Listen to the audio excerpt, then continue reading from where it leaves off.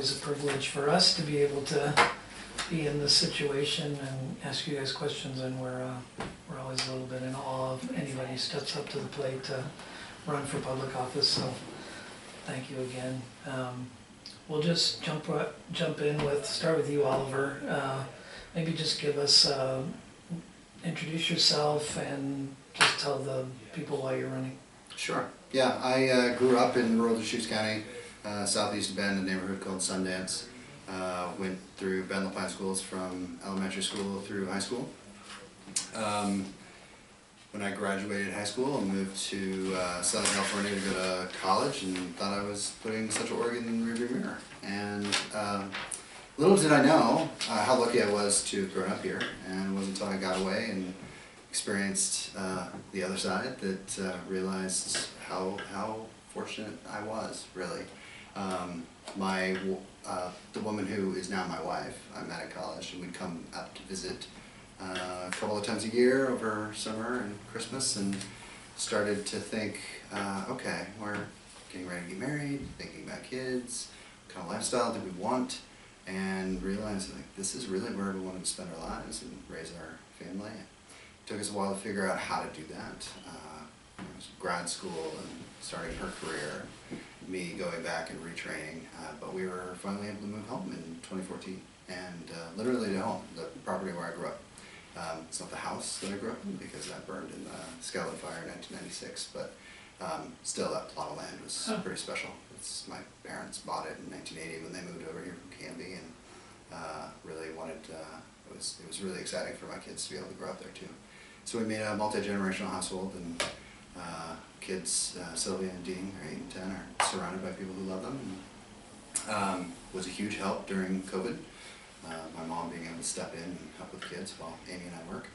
But thinking ahead in the future, wanting my kids to have that same opportunity to grow up and see a little bit of the world, and once they realize, I hope, how lucky they were to grow up here, they might reach a similar conclusion and decide that they want to move home and raise their families here.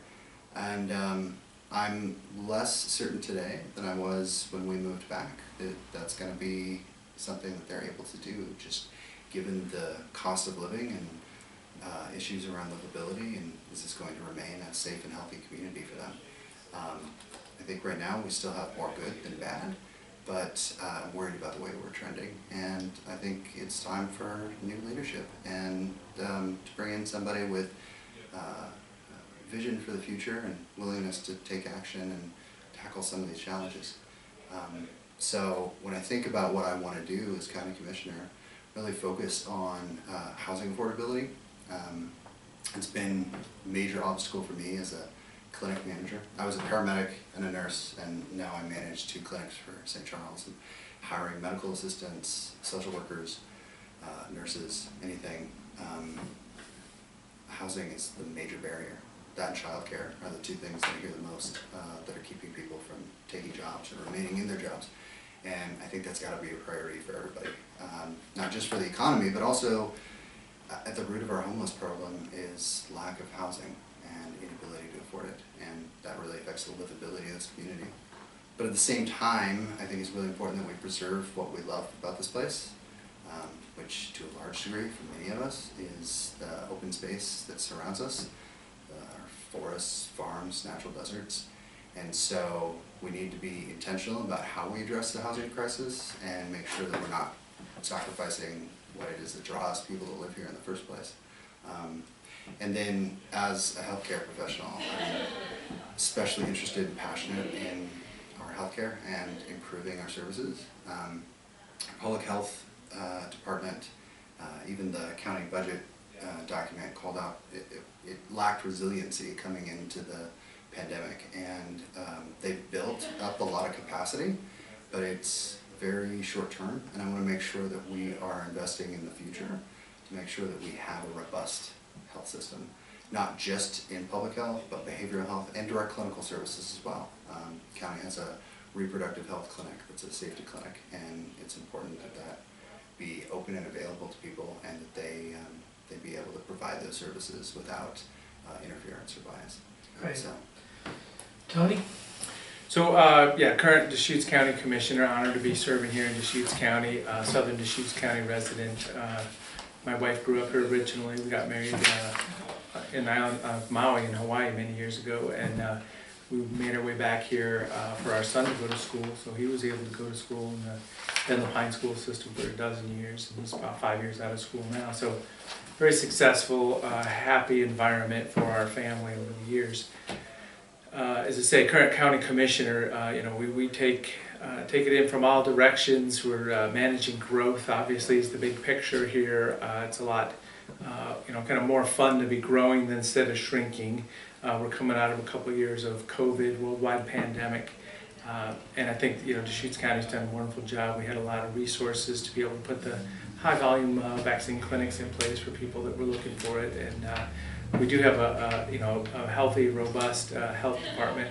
One of the interesting things that happens is, and it took me a few years to understand this, every year during the budget process, sounds like panic in the health department, but it's just always evolving. What did the state legislature fund this biennium different than last biennium?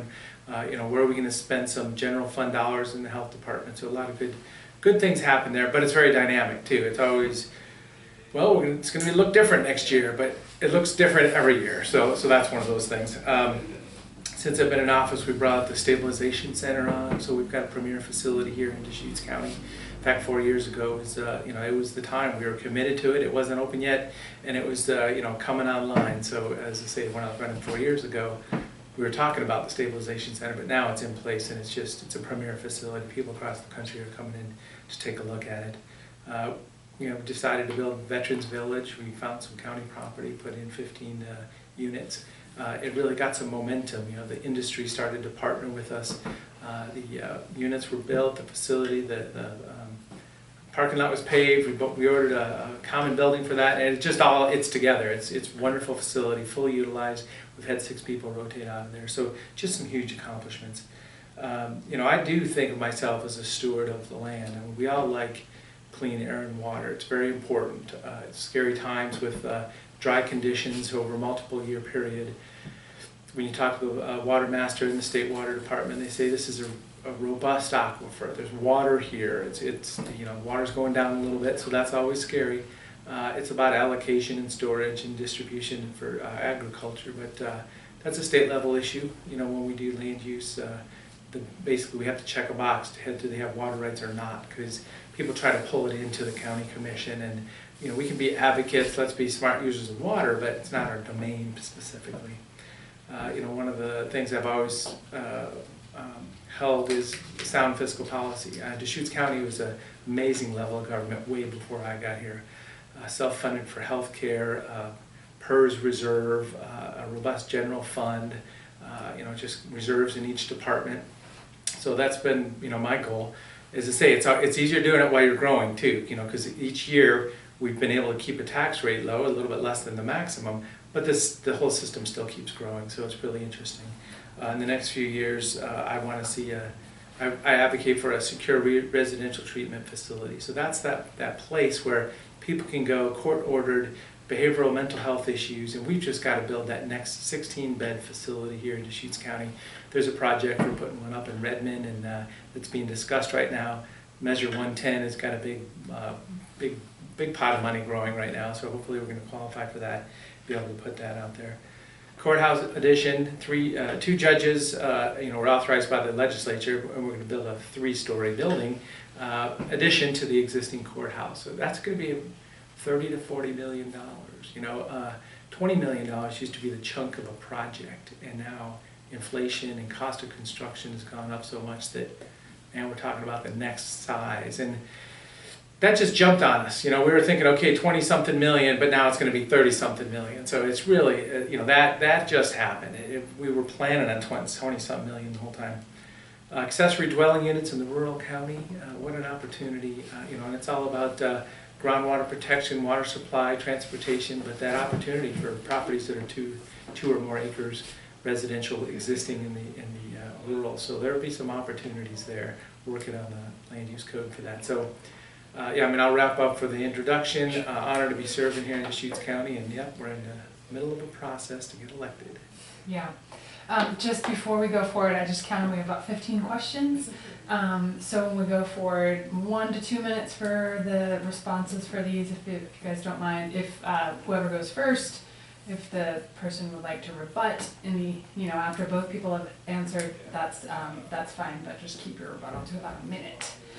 So we can honor everyone's time today. Yeah, so with that, I guess I'll ask the next question, Aaron, huh? So you guys already, talked about some of the things on our list, so we'll have a little chance to elaborate. So this one goes to you first. Tony, do you support making county races nonpartisan, and why or why not? So a nonpartisan race is going to be on our ballot here in November. I supported the ballot, the petition with the League of Women Voters. I signed it early on, and I haven't made it a big part of my campaign at this point in time. Every voter is going to see that on the ballot, and please make your own choice. Nonpartisan seat will change the election process a little bit. If somebody wins 50% in the primary, they could be selected right at that point in time. So that's really the tangible thing. Our job is a nonpartisan job. Like we can't change state law when I say that. Obviously, everybody has your own view of the world, and I generally align with the platform of the Republican Party, and that's a very comfortable place for me. So I'm a registered Republican running for office. So specifically, I don't get too excited about nonpartisan seats. But everybody's got to do their homework on that. Okay. Oliver. Yeah, I absolutely support it. I also signed the petition. I do wish the county commissioners, when they had the opportunity to do so, had referred it to the ballot rather than putting the onus on the League of Women's Voters to go out and collect the signatures. They had to put a lot of work into that during the pandemic and over the winter, but they were successful, and now it'll go to voters. I don't know that making it nonpartisan will necessarily make those positions less political. I think we've seen that in school board races and city council races. You still usually end up with someone more aligned with Republican Party, someone more aligned with the Democratic Party. But why I think it's really important to do is because having it a partisan position really shuts a lot of people out of that primary process. Anyone who's not registered with one of the two parties doesn't have a voice in selecting the two main candidates put forward. And I know I have acquaintances and friends that looked seriously at running for a county commission seat, but they were not affiliated or not part of one of the two major parties, and the burden was high. So they opted not to, and I think that deprives voters of important choices. Oliver, we're going to start with you on this one. And this is an issue that came up from the county, so Tony, you'll be able to talk about your vote. What is your stance on the potential opt-out of psilocybin services in Deschutes County, and which will be on the ballot in November? Deschutes County voters have already had the opportunity to vote on this, so I think this is a tremendous waste of taxpayer money and staff resources to revisit this issue. I think it makes sense to establish the time, place, and manner rules. I don't know that we necessarily need to lead on that. I think we could look at what Hood River or Wasco counties are doing, but to put this up for a vote again, I think it's just wasteful. Tony? People need to know what's going on here. Yes, it was voted on by the people, but it's all about the land use. The day that somebody starts building, or remodeling a facility next door, they're like, what's that, and where'd that come from, and how did that happen? Not everybody's paying attention to this. I think it's a wonderful opportunity. We're exercising something that people voted on. It says it right in there. Local jurisdictions have the right to do this, so it's not like going off on some tangent. And in the rural, it's about rural land use. We heard from people that wanted to start the rural psilocybin retreat center. And the vision is come in for your psilocybin treatment services and a massage and some food service and an overnight stay. That's beautiful, let's go do that. But in our state land use system with this tight box around it, there's not even a possibility probably for that. So we need people to pay attention, listen, get engaged, because then the people that want to provide those services and want those services, we can acknowledge as a society and a community. And it's just about the land use associated with it. Production, my understanding, can be in about basically a garage-sized facility, 8-week cycles to grow enough psilocybin to serve anybody and everybody probably in half the state. So production isn't the issue. Processing, is minimal. So it's all just about where the service centers would be located. If you look at, where would a health clinic be allowed to open up in the rural Deschutes County? It's like Alfalfa Service District next to the Alfalfa store. Whistle Stop and Wild Hunt, these little dirt spots in southern Deschutes County. Possibly Tumalo and Terrebonne. But people have these, and it's not allowed in other places. Because it has to be EFU? I'm trying to understand the land use tie. It's going to be defined as a medical clinic facility, and if you go in and you say, "Oh, I'm gonna go farm on EFU, and I'm gonna open up this medical clinic," that's just not a use. It's not even close to an allowed use. Oh, I've got my rural residential property. I'm going to open up my medical clinic. Okay, well that's a commercial operation with a parking lot, probably staff. We don't allow that. So it's like there's a vision that people want to do, but and it's not the county code per se, it's state law. Rural residential is for one house. It's maybe you can have an ADU now. Farm is for maybe a house and farming for a profit. A service center building, you go in for treatment services, it's not even allowed. So it was this huge disconnect. I don't want to jump down a rabbit hole on this issue, but could that have been done at the county level? I mean, does it have to go to voters? It seems almost, if it's a land use thing, it's making it more complicated. Well, and I just started off with the day, so this happened, I have the experience with marijuana now, this happened, sure. I voted for that, but I didn't think they were going to do it next to my house. I mean, that happens.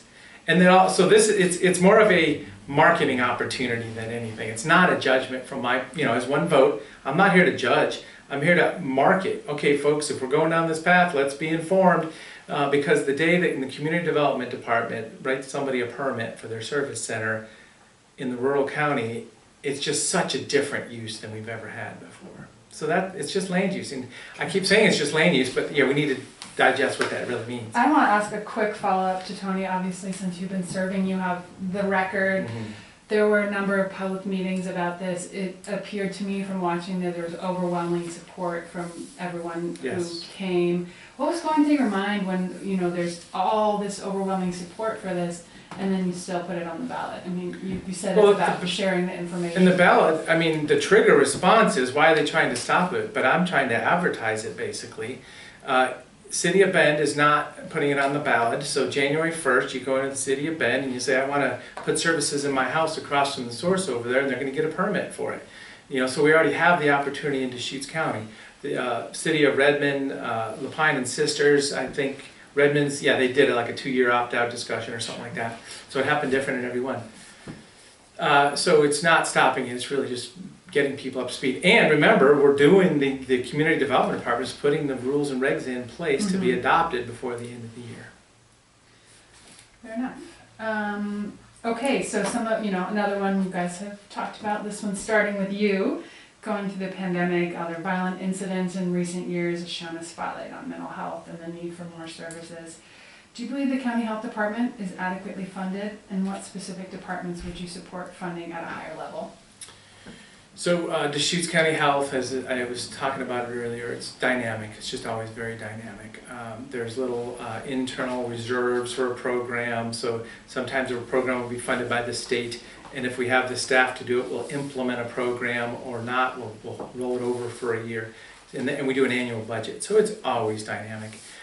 We want to do good things in the health department. One of the concepts is, it's not like we're sitting on extra dollars each year. And yes, we have a tax rate we can raise, and I think that's coming because of our capital needs. We'll talk about that next budget cycle. But it's not like we're sitting on extra dollars out there for the health department. I'm very supportive of all the services we provide.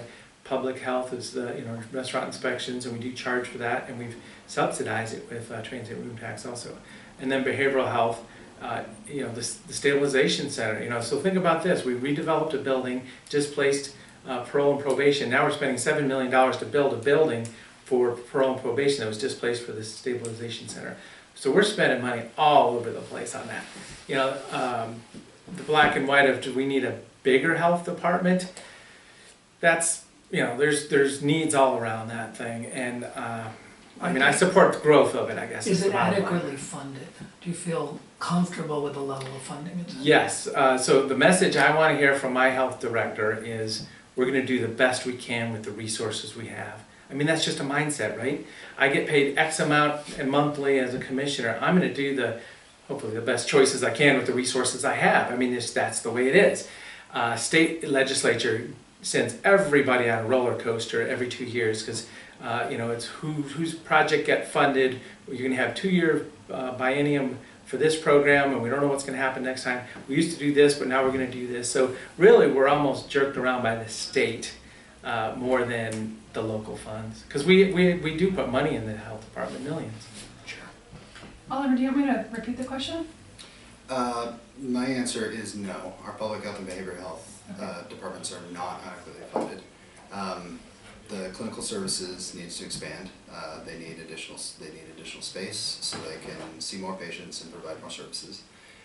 And our public health, as I mentioned, they called out the fact that when the pandemic hit, they realized that they didn't have the resiliency in place. And to some degree, that was because they had over the years not kept their clinical staff at the pace that they needed it.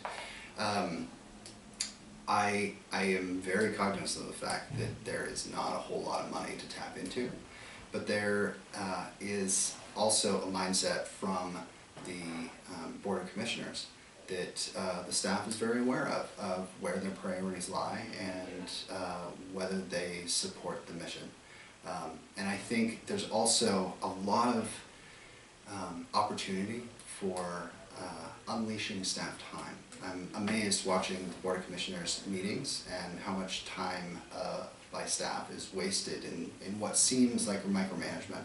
And it's gotten worse over the last several years. But unleashing that staff time so that they can dedicate their time toward actually providing services to the community, I think is important. I also think that there is money available, and we should be tapping into that. That doesn't necessarily require transferring additional funds out of the general fund or raising taxes.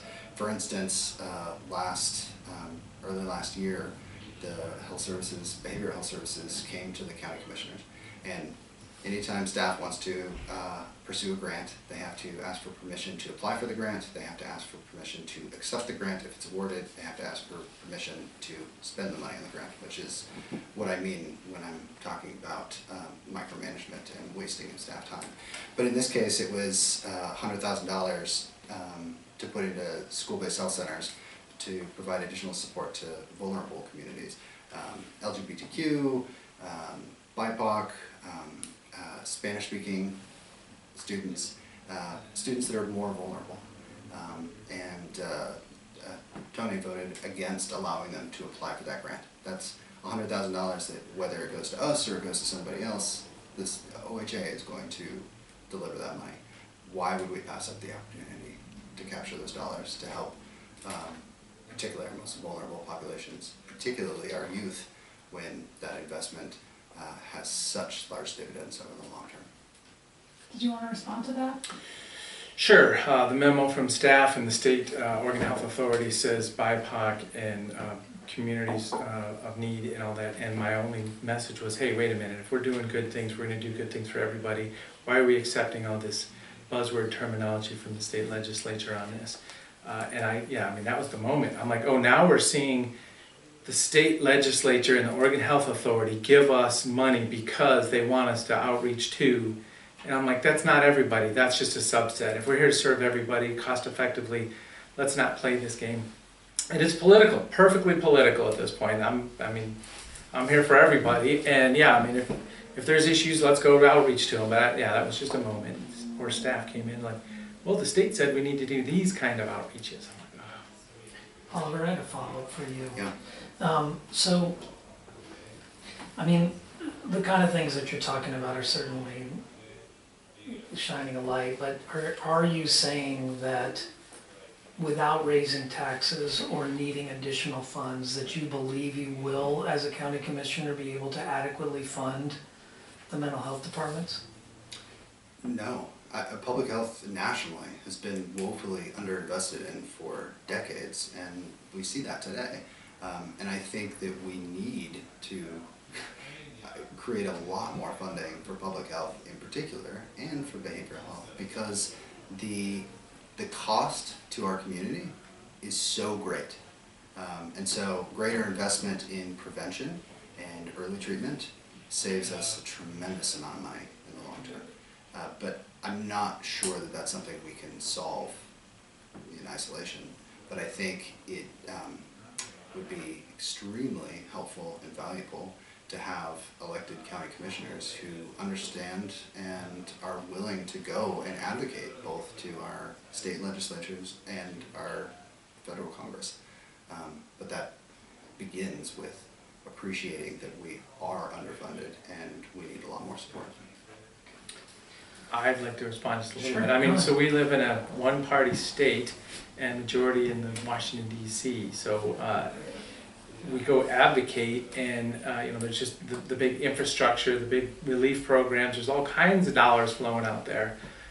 You know, there's this one-party system already has the answers. They're not asking for input. I mean, and I try. I mean, I get to Washington DC and I go to Salem, but it's just interesting. I mean, how can somebody from the Democrat Party say we need to go advocate when, I mean, they already seem to know the answers. I would advocate for balance in this state and the country at this point. Sure. Do you think that there's too many meetings of the commission? So health department's the largest department of the county. Remember, there's about 1,100 FTE, about 1,000 or around 1,000 people working for the county at any point in time. We're having a hard time keeping them all full, health department and the sheriff's office, the ones with a few open spots all the time. Mm-hmm. Health department's the biggest one, and yeah, we have the management of the health department, a couple of the managers at our meetings, and you know, we need to have them there. So think of the flip side. If we have them, if we don't know what's going on, the media or, you know, politically, somebody's, so you don't know what your health department just did, that'd be a bad spot too. So we're always on that fine line. Mm-hmm. I think, Oliver, I think I'm coming to you with this one first. Okay. The county reduced its tax rate in 2017 and it lowered the county taxpayer's bill by a negligible amount, but I think philosophically it set the tone. Overall, can you describe your take on the county's budget and how, we've already talked about mental health, but county-wide, how are they doing financially, and would you support that kind of cost cutting in the future? When I went through county college in 2018, I was incredibly impressed at how diligent staff is and leadership is in maintaining good stewardship over the dollars that have been entrusted to them by taxpayers. That said, to reductions of 3 cents per thousand, that amounted to, on our home, which in today's market we could probably sell for $1 million, equated to $28 a year. But that was a significant amount of money that could have been invested in our county or set aside to address the rising costs of our courthouse, or to offset the cost of some of the affordable housing projects that we're looking to build. I was also struck in our last budget meeting where 2 of the county commissioners acknowledged that it was time to look at reversing those cuts. They were outvoted, but I do think we need to be a little more willing to invest in our county services and not treat this as a political issue of well, I'm going to cut taxes just for the sake of being able to say that I did, even though it doesn't really have a very positive effect on our residents, but it does deprive us of the ability to invest that money into providing services to our constituents. Okay, Tony? So I've started in office in 2011, and that was a point we didn't know if we were past the last recession. It didn't feel like we were done, but we were probably done technically. So there was this huge rise at some point, and I could see that we could drop the rate, and we were still going to grow, and it was really growing fast. So it's been in place for a while now, and now we've been kind of on the political roller coaster of the last few budget years, talking about, is it time to raise the rate or not? This last year we were real close, and I voted no, knowing that we can still get by. We have this transient room tax that just ballooned. We thought it was going to be 8 million, and then it was 10 million. We thought it was going to be 10 million, and then it was 12 million. So we took millions of dollars and put it back in, and we've invested all that money all over the place too. So once again, I think we have it dialed in pretty well. Right now, as I say, the reality is that construction projects is going to go way up, and we're probably going to have to raise that tax rate. I'm not denying that now. We were just right on the very razor's edge, and I thought it was going to happen in the room. In fact, I was like, well, I'm going to hold on this one more year. So that's just the way it is, though. So our general fund is funded bigger. We've gone from 325 million to 550 million, $500 million. And as I say, it's not a point of pride to just keep growing. The county is growing, the tax rate's growing, new assessed values coming on. That's what's keeping us robust. But yeah, this big capital is coming, so that's just the way I see it. So you're saying in the future, you do think that you would Yes. support a tax increase? But yeah, basically, so there's two ways to go with this. Either we raise that 6 cents and we have the full authority to do that, or we put a bond out to the people, like the school district and the library. Here, we need $40 million to go build this building, you vote yes or no. But why would we go down that path if we can raise their rate? So that's the balance we would have there. Not a lot of jurisdictions are in the spot where we pay for our buildings as we're growing. We just happen to have that kind of capacity as growth happens. Transient room tax. And remember, this is like that 70-30 split. So we're spending millions of dollars in marketing, and we've got money that come into the general fund, which we can use however we want. So yeah, we'll probably lean towards raising the tax rate. Which, it's fine. I'm in that same spot. It's a $20 bill. When people say, well, just a latte a week or whatever, I don't drink lattes, and that's not a good priority for me to just go spend $3 or $5 on a coffee. So, a pizza a month some is... of us like our expensive Well, no, a coffees, pizza a month is on the other, is a different, no, that's me, yeah.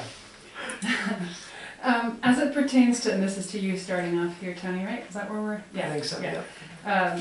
As it pertains to county employees, what's your stance on providing abortion services as part of the county health plan? I know this is a precedent set by the state. Why not for Deschutes County employees? Yeah, so that was amazing. So somehow, got through and it came in front of the Board of Commissioners. I didn't even see it coming, and I didn't have a good feel for this. Deschutes County is self-funded for health care. We have a health care plan. We have a third-party administrator that takes this big bank account and distributes it according to the policy of health care, right? State law has changed, I don't know when, years ago now, where abortions are covered. Our program covers abortions for rape, incest, and life of the mother. So then the next step is discretionary abortion coverage. And so the question was in front of us, do we want to add that to our program? And it was a 2-to-1 vote, and I supported not adding that to the program. Oliver. When my wife Amy was pregnant with our second child, we received a phone call from the obstetrician letting us know that there were some concerning findings on an ultrasound. I think it was choroid plexus cysts. Wasn't entirely sure what that meant, but they explained that it could be an early sign of condition that is incompatible with life. There was about it was oddly specific, 1 in 257 chance. And so we had a choice of either waiting until the next ultrasound or getting an amniocentesis. The amniocentesis has a 1 in 200 chance of resulting in miscarriage. My wife, with my support, made the decision to wait because she didn't want to risk miscarriage. And she knew that if it were found to be a condition incompatible with life, she would not be forced to carry essentially a dead fetus to term, because abortion care is protected in Oregon. And I feel that the county commissioners did a disservice to their employees by saying that if they were in a similar position, they have to pay for that out of pocket. Because you're saying that that plan wouldn't have covered that instance? Correct. Uh-huh. So I would have voted to update the plan to be in line with Oregon law. Okay. Everybody's favorite topic, housing. Oh, you skipped one, but that's okay. It continues to be a major issue for Central Oregon. What can the county do to support the construction of more housing? Oliver, this come to you first. And supportive housing for those experiencing homelessness within the bounds of current state law, of course. I think there's a few things that the county can do. One is to make better use of the land that it owns. I think right now what we're seeing is sort of this piecemeal, reactive, folks come and ask for land, sometimes they get it, sometimes they don't, sometimes it's donated, sometimes it's sold at market rate. There's not really a comprehensive strategy for how the county is going to approach this crisis and use the land resources that it has.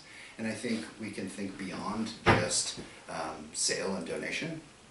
I'm really proud of, and I can't take credit for it because it was long in process before I joined the board at COCC, but the Campus Village project and working with a developer to lease that land so that we can build a multifamily housing complex. For instance, there's nearly 180 housing units that will be coming online over the next year, but the college retains ownership of that land, and that lease, the revenue derived from that lease, goes into student services.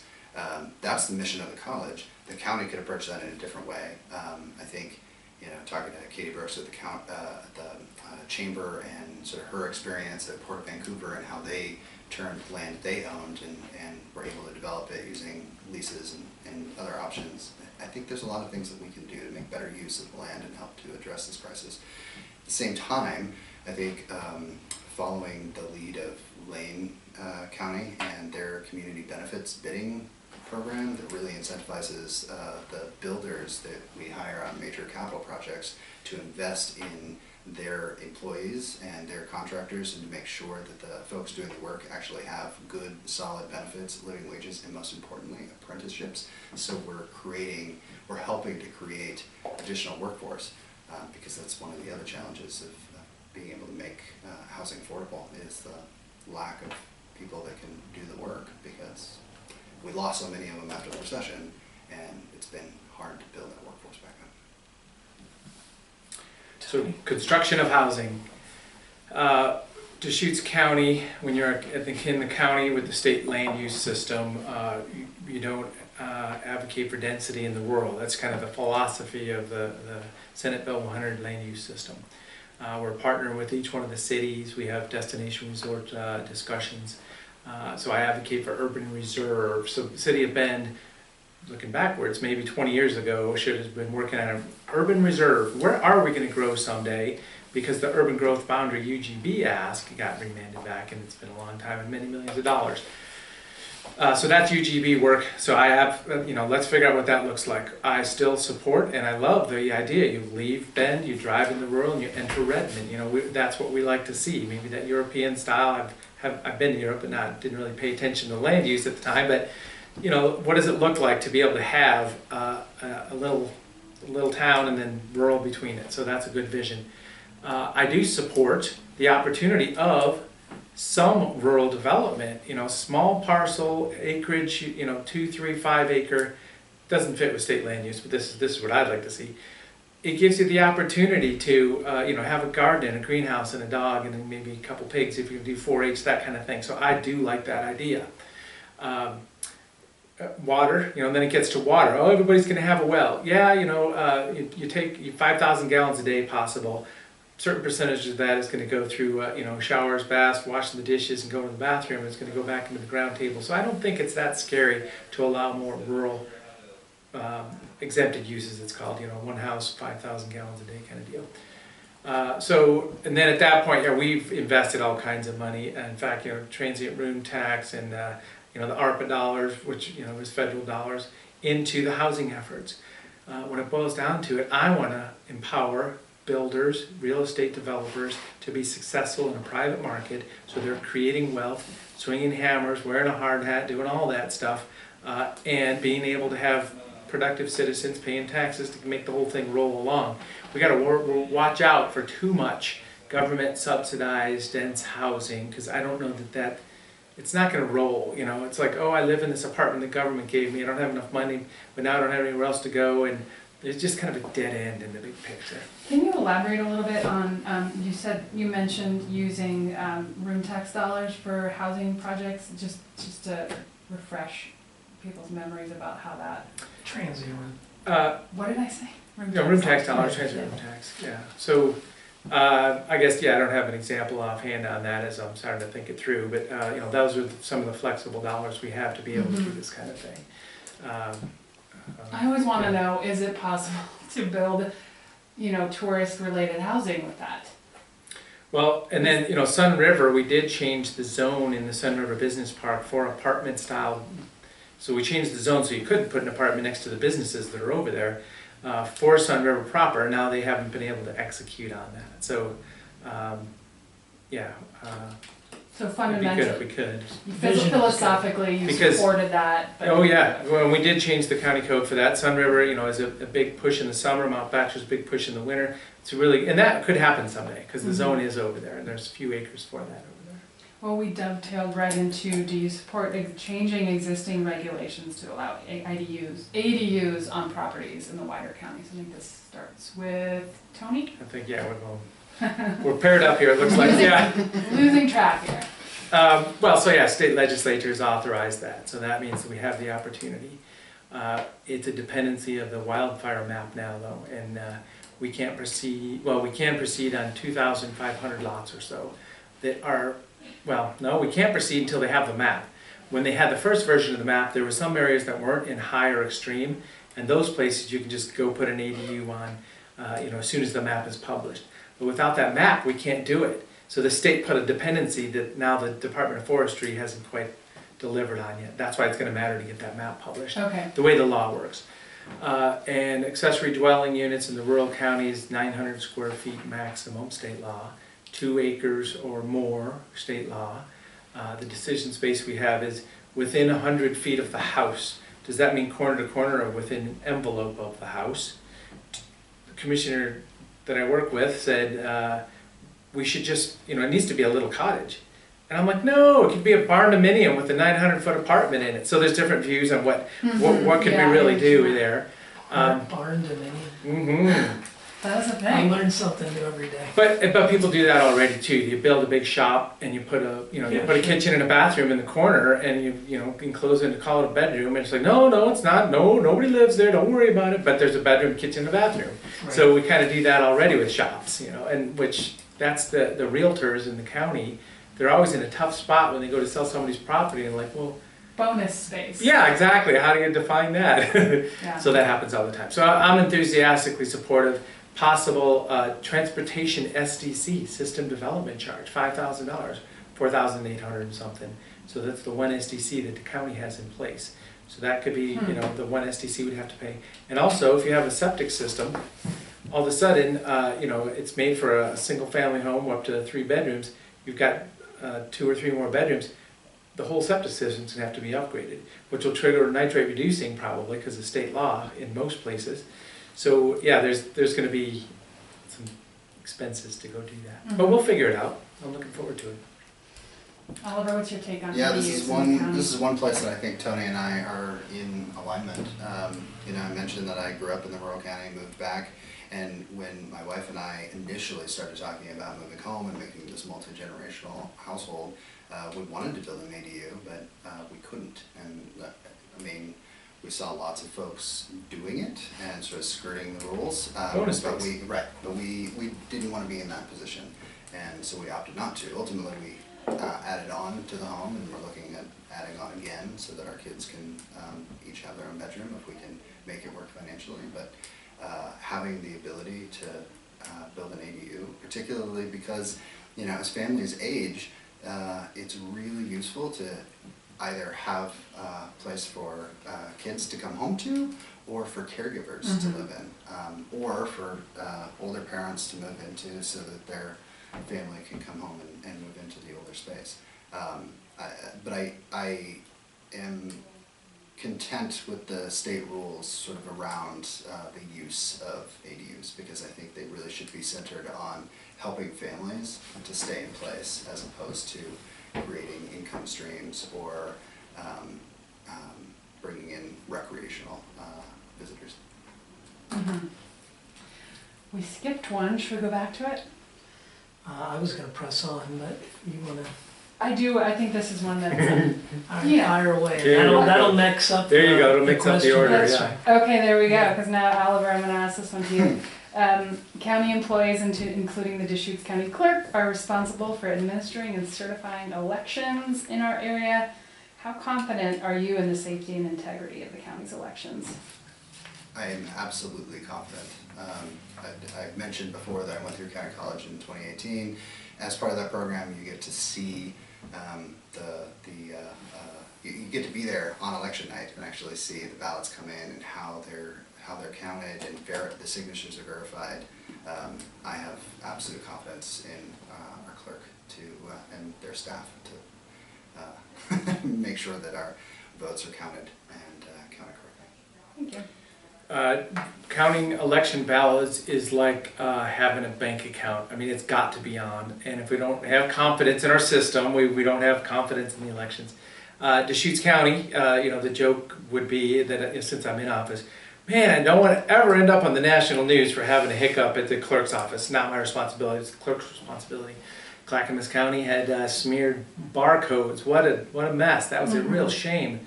But it just took time, and they worked through the process, and hopefully that won't happen again. I was joking with Steve Dennison. I said, "Did you check the barcodes?" Just the other day, and just in the hallway as we're going through there.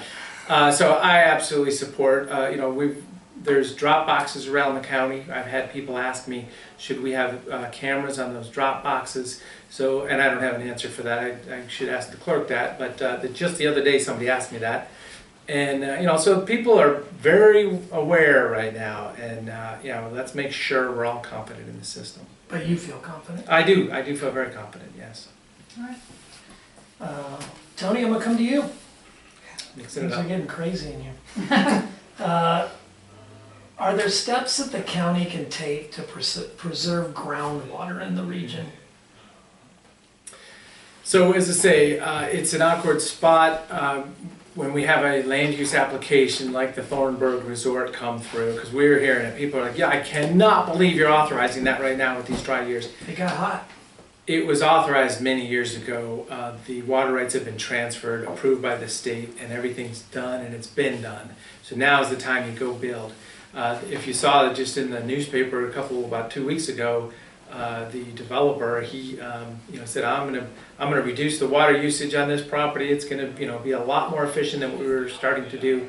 I don't know if that means links golf or whatever, but everybody knows it's serious business. We just had a public hearing, and Kyle Gorman, the regional water master guy, he said we have a robust aquifer here. We've got the whole east slope, and water is under the ground. We capture water and Wickiup and send it to the irrigation. Right now with the Habitat, now I'm going off on a path here, but real quick, Habitat Conservation Plan, HCP, was signed on by all the irrigation districts. We leave all the water in Crane Prairie. We don't bring it down by a couple feet into Wickiup. We've been doing that for a few years. We let out 400 cubic feet per second all winter long, where it used to be 100 or 200 in the winter for the spotted frog.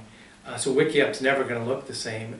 So we did that at the time. We have a dry spell. As I say, for some reason I'm an optimist, and man, we're just going to get monsoon season someday. Maybe a heck of a winter this year, but I can't say for sure. But Wickiup's being managed differently during a dry spell, so it's shocking. It's scary right now. I still support domestic wells. We don't have allocation. We don't have irrigation water to allocate. We live in a mitigation basin. If somebody's going to use new water, somebody else has to give up water. It's just the way it is. So once again, I'm experienced in that. So you're comfortable with the county rules as they sit right now? Well, so we don't have rules, that's the thing. I mean, Deschutes County, You're the state comfortable, I system. should say, you're comfortable with position the county is taking. Yeah, so we have water levels going down. Water Master said, yes, it's a trend, it's been going on for a long time. And existing wells need to be deepened, but it's not like we don't have water. So it's awkward. I mean, the day you turn on your faucet and it's just bubbles or air coming out, that's bad. I know it is. State provided some dollars. We partnered with Neighbor Impact recently. People that have had to drill deeper in the last year and a half are going to get a $2,000 rebate possible. Show us your bill, we'll give you $2,000. And people that are in dire need, there's a loan program through Neighbor Impact right now too. So we're managing it. We don't have authority in it other than, you know, the land use plays in the rural county, which, you know, right now we're in the middle of a decision. We're kind of working towards deliberation on the 710 acres. Oliver, do you need a question repeated? It's pretty brief. No, I mean, I agree with some of what Tony has said, but I disagree with him as well. It is true that the Deschutes Basin is fortunate in that we have all the water that we need, in contrast to other regions like Klamath, which has a significant challenge. The issue with the Deschutes Basin is not the amount of water overall available, but how it's allocated and how it's managed. And so in our attempts to make our water delivery systems, which is really a matter of state law and irrigation districts, although with some funding support from the county through ARP dollars, et cetera, getting these canals piped and then promoting on-farm efficiencies, that is less water than going into the ground sort of near these wells. But you know, that's a small very small contribution to the overall problem of these ground water wells going dry. Most of that is driven by climate change. And I wish I could share Tony's optimism that we have monsoons right around the corner, but I don't see any evidence to believe that. I think we are now experiencing what scientists have been warning about for decades. We see that in these incredible wildfires, in our longer summers, drier summers, and the lack of precipitation and the change in how that precipitation falls. So the county may be very limited in what it can do, but I think one thing the county can do is be slow in allowing growth in the rural areas where it requires drilling, putting in new ground wells, because when your well is going dry, it's a crisis for you, and we're seeing that more and more across the county. So one thing we can do is stop developing the rural county and encouraging more wells to draw that water out. And then additionally, I think we can be much more forceful advocates at the state level to address some of the needs to change our water rights laws. For instance, you know, making it so that those who own farmland and have water rights are not incentivized to just use it to keep their grass green, and that if they want to give up some of that water, for instance, there's a lavender farm near where I live, and when I visited them, they pointed out that because of their drip irrigation system, they use 90% less water than the alfalfa farm down the street, and that allowed them to maintain, because of what they had in their pond, they were able to finish out the growing season even after Arnold Irrigation turned off the water at the end of July. So they were able to keep going because they had that efficiency built in. But a farm like that creates that efficiency may not need all the water that's using. It can't reallocate that because it's based on the amount of acres irrigated, not the amount of water used. Things like that I think are real opportunities for the state to update our very historic land use, or water use laws, but it's not. I mean, the levers available to the county are quite limited. Tony, you've been on the commission during a time when you've tried as county commissioners to, you know, maybe change the way state law is applied in the state in other instances. I'm just curious, like, what is your take on trying to change the use it or lose it? Couple thoughts, and And maybe you had another, I'm sorry if I Yeah, no, jumped not a on problem. you. So yeah, okay. I absolutely support on-farm efficiency. I talked to a farmer and I said, what can we do here? And he said, well, the best thing you can do is pipe the system, give me pressurized water at the corner of my field. Because then you just turn on the pipe and there's already pressure. You don't have to have a pond. You don't have to have electric pumps on every property. I mean, so there is I think there's a group knowledge here where we're going down a path, it's very political, but I mean, we're going down the path. It's huge investments, but that's gonna be good. On the climate change concept, think about this. We just saw a couple weeks ago, there was a note about how the poles are melting and there's gonna be sea level rise, a couple feet here, a couple feet there, 75 to 150 here. We're going to have more water in the atmosphere. I got to imagine. I mean, if there's water, it's going to come here sooner or later. So I don't say that jokingly. I mean, that's just a logical conclusion, it sounds like, from my point of view. So we'll see. As I say, I can't guarantee that. I'm on both of you I'm like, accountable. the We will surface see. of the I don't know ocean. which one he's going to be right. But the ocean's surface is essentially going to stay the same, right? Yeah, but More if it's a little bit surface, warmer, more surface. evaporation will Oh, happen. There's going to be more rises, clouds. It expands. Yeah, I mean, Well, but it'll be even if it's a little bit warmer, that's going to be more evaporation, means more clouds, and they'll get over us sooner or later. That's just my The my people deduction. in Miami might be unhappy with. Oh, yeah, that we're getting their water, but- And that's change, right? I mean, I remember we were out in Napili, and there's these hotels that are like, the water's lapping up right over the edge of the rocks, and it's only about 6 feet to the edge of the hotel. It is at sea level. I mean, I know what sea level looks like, and I've been there. I would get political about go to the state. So the last few years, if I go down to the state legislate, well, it's been COVID, right? I mean, the last 3 to 4 years, it's a one-party system, House, Senate, Governor's office, they know the answers, they're not taking input. I'm just saying, it's frustrating. Me as a Republican, a known quantity, Deschutes County Commissioner, don't need your opinion. philosophically, would you support changing the water rights? So then it's Western water do law. away with the, use it or lose it system. Yeah, so, and it's opening up that whole book and seeing how we can move it forward, absolutely. We have a few more questions that are kind of fun, so yay! Fun, oh good, fun ones are coming You almost next. came to the end, but I know, Jack, you have a couple questions you wanted to ask as well, right? Are these the fun questions, or No, is that no, a no. bait These are the switch? tough ones. Fun Yeah, you questions. just switched It's it not on very us. fun, He's like, gonna come with the hard-hitting questions. Just this week, our nature columnist Jim Anderson wrote about saving Whirl Park, which is, I believe, request for proposal went out to build 68 additional parking spots there. How do you feel the county should balance urbanization and protecting natural scenery? Who's starting on that? Oliver, why don't you take that one? Yeah. I think we hit you with it. Well, I just follow, yeah. Yeah, I have mixed feelings about it. I understand the attachment to Worrell Park and the desire to protect that space, but I also think we have several parks within close distance to there. My issue is more that I feel like it's a lost opportunity to raise that park and just put a flat parking lot as opposed to doing something bigger with that plot of land. And I don't know what that is, but I feel like we could have been more creative in how we use that space, particularly given how close it is to downtown. Like, could that, when I talk about leasing opportunities, could we have, I know the commission decided not to build a parking garage because it was too expensive, but could there have been a parking garage with some sort of residential space on top of that? I don't know, but I would have loved to have seen that explored.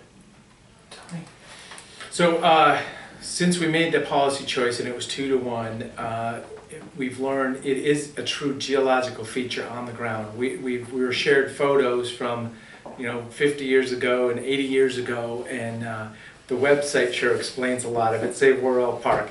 I started with the concept of let's take this park, and so there's another thing here. You know how there's kind of big rocks at the edge of it that kind of bring it all up. Those rocks were excavated out of one of the building construction projects, put there and filled in to kind of put an edge to it. So my vision was, let's just lower the whole thing. We could even get back to the original geology of what it was, and then you got parking spots at some of the edges. So it wasn't as catastrophic as it starts to sound. Once again, we're in a spot where I kind of like it. I've been out there saying hi to the folks that set up a tent and say save Worrell Park. We got people that are engaged in that now. I don't mind that at all. We did not commit to anything yet. We had architectural proposals in front of us. We said, yes, proceed with some architectural photos. We haven't committed to anything. And the idea is not to spend millions and millions of dollars on parking, because we have to spend millions and millions of dollars on that courthouse. We just purchased the law office building behind the Johnson building. So it's just a little tiny house. It's got like 4 parking spots, $575,000. And the funny part is, we'll probably start to save the old house committee or something, but which is fine though. I don't mind this. This is just an exciting discussion in town. Can you catch people up just like, you know, broadly, how much more a parking garage over, you guys have a lot of surface parking already. Like how much more is it Well, for and that so, compared to removing a geological yep. feature? So this traces back to the Bend Development Code. We're not saying, oh, we just need some more spots. If you're going to build X amount of feet, you have to have this many parking spots. So that's what we're responding to. You know, because and this happens at the city council all the time. Well, go build it as dense as you want, and we just won't have people with cars anymore. You know, this is where jury trials are going to happen. Juries are going to come in. You know, some people ride their bikes, some people take the bus. But if we're going to add 2 or 3 courtrooms, we're going to have more people showing up for more jury trials right there. So it's kind of important that we put parking spots in. We've scoped out the other downtown areas within walking distance of there. Are there any properties or availability? And it just kind of goes back. So $2.5 million to $5 million was our number back. You know, it's twice as much to put in a simple parking structure, because then that's the minimal. Because then you try to put commercial above or partner with somebody, you could end up with a $20 million, you know, multi-story something. So 2 to 5 for parking 2.5 garage, to 5. and then compared to, you know, removing the rocks and such is. And there's another moving part in here, the old stone building that's associated with the building right now. That's a registered historic building, so we got to go through the Landmarks Commission on that. And if you notice, our original architectural, let's try to take this facade of it with the rocks that are there, put it right in the middle of the park and make it a beautiful looking entryway. And then you can see the front of our building from the road through this beautiful arch. So there's some good ideas there. And we triggered the Save the Worrell Park movement. And I've talked to them, it's all good. We're gonna have to just work through this together. So obviously, in the middle of an election, I'd like to be saying, oh, wait, we're not gonna touch the park and let's let this go. But we're not there yet. We need another few steps before we can figure it out. Because they wanna be mad at me. Okay, is it time? Jack has one more and then fun. Okay. Sure. What is your approach to the homelessness crisis in our state and region, and what measures have you supported, and what further approaches do you propose? So I'm starting with that one? Yeah. So we've always had people, transient people, right? And this is you know, for the last 50 years, you know, Mount Bachelor, Sun River, downtown Bend, people, you know, I've known a guy about 15 years, and I see him every summer riding his bike up here. I asked him one time, I said, what do you do? I come up and hang in the forest up here, and in the winter I go south. And I gave him a $20 bill a couple times. But getting off track here. Economic refugees, people that are like, I'm just not even gonna try anymore. Or addiction cycles, you know, people making some choices, getting sucked in, fault of their own or not, personality style. So we've got more and more people that are just really struggling in our community right now. We don't have state hospitals, the court-ordered state hospital system. You know, it's like, oh, you know, we've confirmed that we've got a, you know, mental issue here, whatever it is. Not my domain for the terminology, but there's nowhere for them to go to be. And that's why a secure residential treatment facility, 16 beds, help people, court-ordered, rotate in, rotate out. We need a little bit of that cushion in our system right now. I don't support, you know, people soliciting on this side of the road. I kind of struggle with that still. And I guess we've never, you know, it's more of a city thing than a county thing. So, you know, people out there saying, you know, down on your luck. We offer services all over the place. So I think there's a way we can put some expectations, some cultural expectations on some of this. And we've got work to do. I mean, I don't have all the answers on here. We're gonna have permanent supportive housing, Cleveland Commons, over here in Bend. That's Housing Works project, and that is gonna be permanent supportive housing till you're not with us anymore. So we're gonna have like 36 spots for that. So that's a new housing option we're gonna have here. So we're working hard on all fronts. We've got a joint office that started too with the city. So To clarify, was it a county funded? I mean, how much funds did the county contribute to the Cleveland Commons? once again, it was the easy money because it was ARPA, but it was like Uh-huh. $2.5 million. Right, ARPA money. So, but that empowers it, let's go. They're gonna build it, we're not just talking about it. That's just like the Veterans Village, we're not talking about it, we're doing it, So the Mhm. things that we do. Is to say, land use, so think about the poor city of Bend. City council's like, oh, we're just gonna put a little, cottage community here and there. There's no way to land that, not in my backyard. So the state land use system makes it dense, let's advocate for density. But then that last little green space down somebody's block, you're gonna put a what there? It just doesn't scale well when it's that dense already. Mm-hmm. Oliver? I think fundamentally the rise in our population of unhoused folks is clearly a result of the increase, skyrocketing cost of housing. Homelessness is fundamentally a housing problem. We see that nationally, and it's extremely acute on the western states. And folks talk a lot about we don't want to turn Bend into Portland, but the inaction over the last several years, we are turning into Portland, and we keep kicking the can down the road. I love the fact that we did the Veterans Village. I'm very supportive of Fuse's permanent supportive housing, but we need a lot more of that. And for instance, when folks brought to the county, we want to create Oasis Village, similar to Veterans Village, and there's this plot of land we think would be good for it, and it's sort of modeled off of Rogue Retreat in Medford that has really shown incredible success. No, how about this much larger plot of land out here? We're gonna take this and auction it off instead, delaying that project. And I think I would like to see the county move much more aggressively and acknowledge its role, not just in providing services, but actually making better use of the land and working with our city and state partners to get folks housed. I think it's easy to look at our very visible population of chronically homeless folks that many of whom struggle with substance use and mental health disorders, but they are a sliver, 10, maybe 30%. But the vast majority of people who are experiencing homelessness, it's because they can't afford rent. Patient of my wife's who lives on Social Security and couldn't afford the rent, but couldn't afford to move, lives in a little trailer out in the woods. Those are the folks we need to help, and we can help. All right, Oliver, I'll let the next one come to you, I believe. Is that where we're at? Yeah. Okay. Say something you appreciate about your opponent in this race. Oh, there's a lot, and at our first face-to-face in La Pine, I think I cut you off guard because I think we were expecting me to say something negative, but I said that I admire Tony as a man, as a husband and a father. Working in the La Pine clinic, I started as a nurse in the urgent care there, and then moved into a leadership position. And I remember my first day as supervisor, we had a veteran come into the clinic rather suddenly, but left the car running and the keys were in there, and okay, who are we gonna call?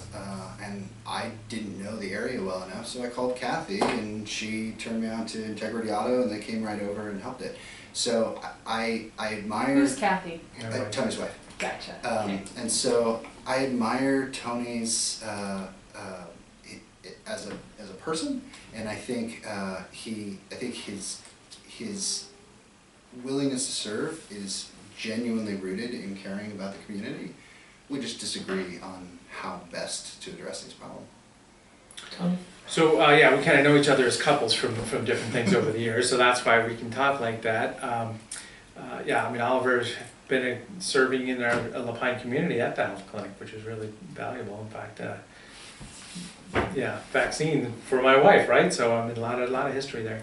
I can't say that because of HIPAA. Yeah, I know. I'm just gonna leave it at that. Exactly. So I was just yeah. You were trying to catch him, weren't you? No. So yeah, I say it's positive. We started off positive. It's going to go positive. That's kind of my mindset too. So we'll see what the voters say in the end. So it's like I almost want to go to have a beer with them now, but we're not going to do that at this point in time. It is kind of like that. It's exciting to hear somebody that did grow up here and come back and wants to get engaged. So the whole thing is pretty cool. So we'll work our way through it. All right, last one. Tell us, Tony. Last one. And then we'll give you a chance to, if Go there's ahead, anything okay. else that we didn't talk about, Yep. you guys can do that. Where would someone find you hanging out on a Friday night? Oh, Friday night. Let me see. So tonight it's going to be the concert at the Ben Distillery. So that's a country concert. KSJJ I think is putting that on. So that's the kind of thing I would do. Friday night, yeah. So I wouldn't go, stop by the bar on the way home kind of thing. That's not it. It would be a couples event, trying to meet up with some people, getting somewhere, or I'm just like beelining it home at about 6 o'clock and checking out. So those are either getting out there with a few couples or checking out. Those are the two things. Yeah, today's Friday, and tonight I'm also going to a concert, but I'm going to Nine Inch Nails at the Hayden Hotel. So. Okay, so both of you going to concerts. It's kind of the thing people do in Bend these days, right? Yeah, I mean that's one of the things that I do really appreciate about the growth in the area is growing up here as a kid that we didn't. I mean, We didn't get if I Nine wanted Inch to see Nails. a big band, it was a trip to Portland. And I remember my first concert going to the Memorial Coliseum in Portland and seeing REM, and it was, even though the seats were, they were literally like the worst seats you could get, but it was still this incredible experience. And now we have these really renowned acts that are able to come here, and I love that. Yeah. We started with you, Oliver, so we'll just start with Tony. Just, closing statement, keep it brief, but anything we didn't mention as well. Sure, I'm in an interesting spot. I've been in office for a while now, but I almost feel obligated to be a known positive reference point as we're being challenged at the federal, state level, big changes for the governor's office, all kinds of big things. I mean, I'm comfortable being a commissioner here in Deschutes County. I'm open, honest, and approachable to anybody in the county. I'm so excited when I can answer the phone directly, and when I'm sitting at my desk and that doesn't even have to go to voicemail. That's just the way I am in this. We're going to still manage growth here in Deschutes County. We've just got a trajectory that still looks like it's going forward. We could be in for some really tough times financially. Who knows exactly? Just like the prediction about the weather and the monsoon season coming. We'll see what happens with the finances. As I say, with 2008 recession, it was a hard time, and we roared back for 10 years. I don't know if we're going through that next cycle or not, so we'll see. But Deschutes County is going to be a happy, healthy, well-adjusted level of government. The staff is wonderful. The other elected officials, we all work together well. And man, there's layers of politics everywhere too, so I'll just acknowledge that. Certainly is. Oliver, just our closing statement and anything we didn't touch on. Yeah, for me, the driving force for my decision to do this is my healthcare career and background and desire to do everything I can to make sure that this is a safe and healthy community, not only for my family, but for everyone who lives here. I sort of fell into healthcare. My wife started a graduate program to become a nurse practitioner. We lived with another couple. They were in healthcare. I didn't understand the language they were speaking, so took an EMT class, fell in love with it, became a paramedic. Worked initially on ambulance, taking patients in advanced kidney failure, taking them to dialysis, and seeing, wow, this is really awful what they endure for this treatment. What led to this, and realizing, oh, kidney failure begins with high blood pressure, begins with diabetes. It's preventable. Becoming a paramedic, seeing people in crisis, unable to breathe, heart attack, stroke, traumatic injuries. Again, a lot of this preventable. So ended up going back to nursing school with that intent of how can I get upstream of this? And then my career as a nurse, being in urgent care in La Pine and seeing, oh, these patients coming in because it's a great thing that we have this clinic here, but then getting them up to Bend if they need a higher level of care, they have these transportation barriers. So it's not just about the health care itself, but it's also about these social determinants of health. And then moving into a leadership role where I'm helping our providers actually take care of a whole population of patients. And so for me, this progression into a role, I can think of no role in Central Oregon other than Deschutes County Commissioner, where you are the Public Health Authority, the Mental Health Authority. Health Services is the largest department in terms of budget and FTE within the county. That ability to bring sort of that mindset and that dedication to bringing down the overall impact of chronic disease and injury within our community, I am just so excited to be able to step into that role and bring that mindset and experience to ensuring that this remains a healthy community. Thanks so much, you guys.